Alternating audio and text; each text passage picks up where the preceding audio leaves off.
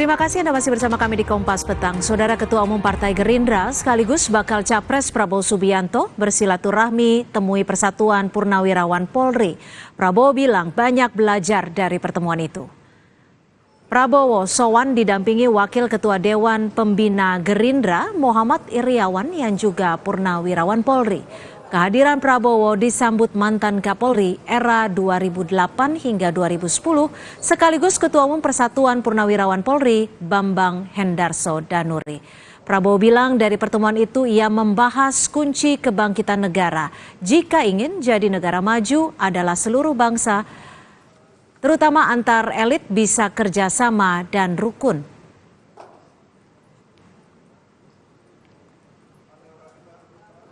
Kunci daripada keberhasilan dan kebangkitan sebuah negara menjadi negara yang maju adalah kalau seluruh bangsa dan terutama elitnya bisa kerjasama, bisa rukun.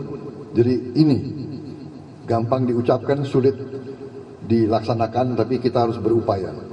Kita harus kompak, kita harus solid, kita Bhinneka Tunggal Ika, kita banyak suku, banyak agama, banyak ras, banyak kelompok etnis, tapi kita harus rukun hidup sebagai keluarga besar dan kita harus tenang, saling hormati dan saling mendukung.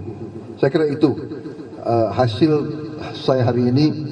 Terima kasih PP Polri, saya juga banyak belajar.